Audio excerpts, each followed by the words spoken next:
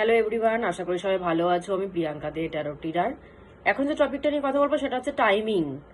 Timing বলতে আমরা যেটা বুঝি সেটা হচ্ছে আমরা সবকিছু আমাদের নিজেদের টাইম মতো করতে চাই। আমাদের যখন সুবিধা হবে আমরা সেই টাইমে সবকিছু করব। ইভেন আমরা ঠাকুরকেও যে ডাকি আমাদের টাইম মতো, আমার যখন মন চাবে আমি তখন ডাকবো। সে তো ফ্রি নাও থাকতে পারে। এটা কোনোদিন ভেবে দেখেছেন যে আপনি এই টাইমে ডাকছেন ঠিকই, বাট সে আপনার উত্তর দেওয়ার জন্য, সে আপনার কথা শোনার জন্য ফ্রি নাও থাকতে পারেন, কারণ সেটা তার টাইম না। সেটা কোনোদিন ভেবে দেখেছেন? সেটা মানুষের ভাবার কোনো প্রয়োজনই নেই। মানুষ শুধু ভাবে আমার এখন টাইম হচ্ছে, আমার এখন বসতে ইচ্ছা করছে, আমার এখন কাঁদতে ইচ্ছা করছে, আমার এখন তার সাথে হাসতে ইচ্ছা করছে, আমার এখন তার সাথে কথা বলতে ইচ্ছা করছে, আমি এখন এই টাইমে বসবো। কিন্তু সেই টাইমে তো সে ফ্রিও না ডাকতে পারে আমার কথা শোনার জন্য। তাহলে কি করতে হবে? তাহলে আমাকে তার টাইমে বসতে হবে, জানি সে কোন টাইমে ফ্রি আছে, তার সেই টাইমে আমরা তার সাথে কথা বলবো, জানি আমাদের কথাটা ঠিক টাইমে ঠিক জায়গায় পৌঁছায়। ঠিক জায়গায় পৌঁছায়, শুধু পৌঁছায় না, ইভেন ঠিক জায়গায় পৌঁছিয়ে সেই ঠিক অ্যান্সারটাও আমাদের কাছে রিটার্ন আসুক। তাহলে আমাকে তার টাইম মতো বসতে হবে। যেরকম আমরা কোনো সময় কাউকে ফোন করলে পরে আমরা আমাদের টাইম মতো ফোন করি ঠিকই, সে অপোজিটের মানুষটা ধরুন বিজি, সে কি আপনার ফোনটা রিসিভ করবে? করবে না। সে যখন ফ্রি হবে সে তখন আপনাকে কল ব্যাক করবে। তো সেম সিচুয়েশন এখানটাও। আমি ঠাকুরকে ডাকছি, তার টাইম মতো ডাকবো।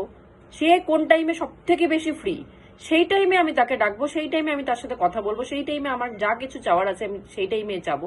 তাহলে সে ঠিক টাইম মতো ফটাফট শুনবেও, ফটাফট আমাকে অ্যান্সারও দেবে, ফটাফট আমার রেজাল্টটাও হবে।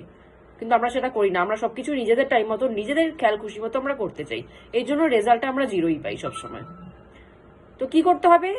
ঠাকুরের মেনলি ইউনিভার্সাল টাইম হচ্ছে ব্রহ্ম টাইম। ভোর 3:33 থেকে 4:44, দ্যাট ইজ ব্রহ্ম টাইম। এই টাইমে উনি সব থেকে বেশি ফ্রি থাকেন সবার কথা শোনার জন্য, সবার সাথে কথা বলার জন্য, সবার দুঃখ কষ্ট শোনার জন্য, সবকিছু শোনার জন্য এই টাইমে উনি সব থেকে বেশি ফ্রি থাকেন। উনি তো ওনার টাইম জানিয়েই রেখেছেন। মানুষের প্রবলেম, মানুষ ওই টাইমে উঠতে পারে না, ঘুমটাকে খুব ভালোবাসে বলে। কিন্তু এদিকে নিজের লাইফে প্রবলেম আসলেও তাদের খুব প্রবলেম আসলেও সেটা সহ্য করতে পারে না। কিন্তু আবার ঘুমটা এত প্রিয় যে সেই টাইমে উঠেছে ঠাকুরের কাছে চাবে বা ঠাকুরের কাছে কথা বলবে ঠাকুরের সেই টাইমে, সেটাও করতে পারে না।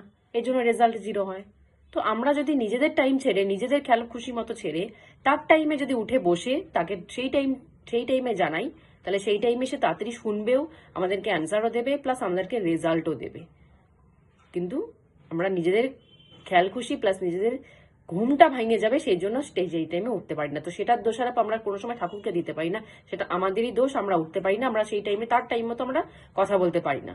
সে ওই টাইমটাতে ফ্রি, সেই টাইমে তাকে কল লাগালে পরে সে আমাদের সাথে কথা বলবে। অন্য টাইমে সে বিজি, কল লাগালে কথা বলবে না। সুতরাং সেই টাইমে সকাল 3:33 থেকে 4:44 পর্যন্ত উঠে বসার চেষ্টা করুন। সেই টাইমে উঠলে পরে তাড়াতাড়ি আরো রেজাল্টটা কিন্তু ভালো পাবেন। তো টাইমিংটা একটু মেনটেন করার চেষ্টা করুন, তার টাইম মতো চলার চেষ্টা করুন। তাকে নিজের টাইম মতো চলানোর চেষ্টা করবেন না, তাহলে খুব মুশকিল।